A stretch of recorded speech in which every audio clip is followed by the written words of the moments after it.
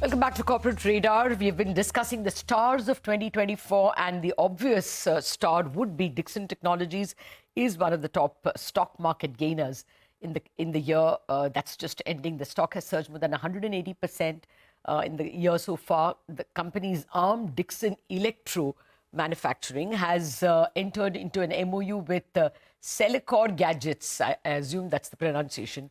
And they will be manufacturing refrigerators and related components. We have Saurabh Gupta, Chief Financial Officer at Dixon Technologies, joining us.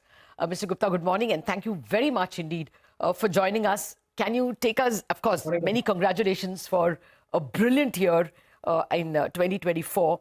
But for the news at hand, can you take us through the details of this MOU you have with Celecor Gadgets? What are the key synergies? What is the rationale? And how much will your customer base increase in refrigerators? Yeah, so Latha, the Celecor Gadgets, we have tied up both in the semi-automatic washing machines and also in the refrigerators category. As you know, we are the leaders in both the categories in India. Refrigerators, we have a capacity of almost 1.2 million out of the total market of 10 million direct cool category. And we are further expanding it to 1.6 million. So this is another customer addition apart from the customers that we already have. And yeah, we are looking to targeting of crossing almost 1 million plus in next year in this refrigerator as a business. And semi-automatic as a category, we already have all the large players on board. And we already have a 30-35% market share in that category. So this adds another more volumes to both in refrigerator and semi-automatic washing machines. Yeah. Saurabh, hi. It's really been a great year, right? And you've announced so many tie-ups. There's a Vivo tie-up as well, and now this one on the refrigeration side. You know, when we caught up with Mr. Lal, I think it was a couple of weeks back, maybe a month or two back, just after the second quarter, he did tell us that the FY25 revenue, because of all these additional tie-ups, that it could be much higher than the original guidance of 32,000 crores. Where do you think you will be now? Because, you know, we've just got one quarter left in the year.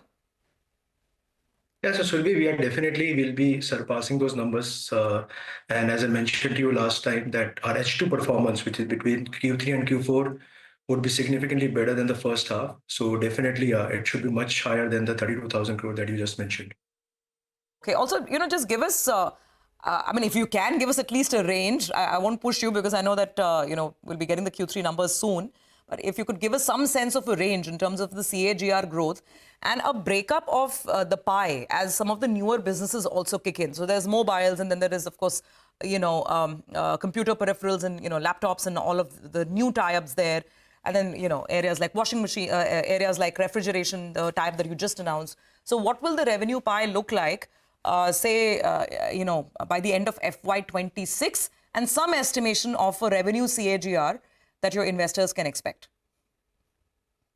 Yeah, so the largest opportunity is, of course, mobiles. So almost 65 to 70% should be contributed by mobiles. And I would say after mobiles, IT hardware and telecom as a category looks very promising. We have a very strong order book in both the categories. And then the other categories of washing machines, TVs would also see a growth. Some would have a single-digit growth, some would have a double-digit growth kind of a structure. But a large part of the growth will be in mobiles, because that's where we have one, the addressable opportunity is huge there. And secondly, we have got a lot of customers acquisitions in this category. So pretty much all the customers which are there on the Android platform are our customers today. And Vivo is also one more step in that direction. And similarly, IT hardware for us, we have been able to acquire some large marquee brands, and we should start production for them by Q1 of next financial year. So it will be mobiles led by IT hardware. On mobiles, you know, just a follow-up there on mobiles, because there are a lot of marquee announcements that happened, right? The Google Pixel tie-up, and then Vivo, the Vivo one as well. So, I mean, when you work across multiple OEMs, are margins very much similar, or is there some scope for extracting better margins as well for your larger segment, which is mobiles? Yes, so the margin profile would be almost similar. But what we are trying to do in mobiles, as I mentioned last time, that we are now trying to focus significantly on the backward integration piece. So whether it's the display, whether it's the mechanicals, die cuts, camera modules. So once we get into more backward integration, deepen the level of manufacturing, we will see a significant margin expansion. Also on higher volumes each year, I think so there'll be benefits of operating leverage that will also come in. So year on year, you will see the margin expansion happening in mobiles, which will have a very positive impact on the company level margins as well, because that would contribute almost 65 to 70% to my overall revenues. Can you give us some estimation? 1 minute. So I have two questions for you, Mr. Gupta. One, what happens when does the PLI phase out, and what will be there at that time, the impact on margins? And secondly, give me a number for, to what extent your margins increase because of value addition.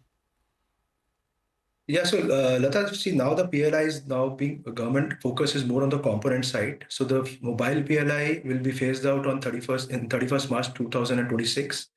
The other PLIs of IT hardware, telecom, and two on the component side, we still have some time, 3-4 years left in those PLIs. The government focus is now more on the components, so they are planning to bring about a component PLI. And as I mentioned to you that despite the PLI going away, we feel confident that our margin expansion can be in the range of 100 to 120 basis points over the next 2 years, because all this backward integration work that we are doing, which we are targeting through our joint venture partners, these are highly margin accretive. Apart from margin accretive, that builds a lot of strength and moat in our business. And we think we'll be able to add to our margins. And we already have a large customer base, and that customer base for us is only increasing. So net of PLI, that will be margin accretive for us, I would say. How much you aren't telling us, Mr. Gupta, because of the addition?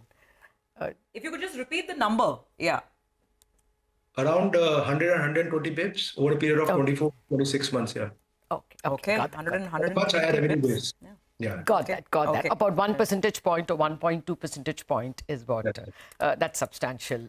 Mr. Gupta, thank you very much indeed for joining us. And here's wishing that 25 and thereafter is as glorious for Dixon and everyone in your company, including yourself. Thank you very much for joining us. Thank you so much, and wishing you the same as well to you and the entire CNBC team. Thank you.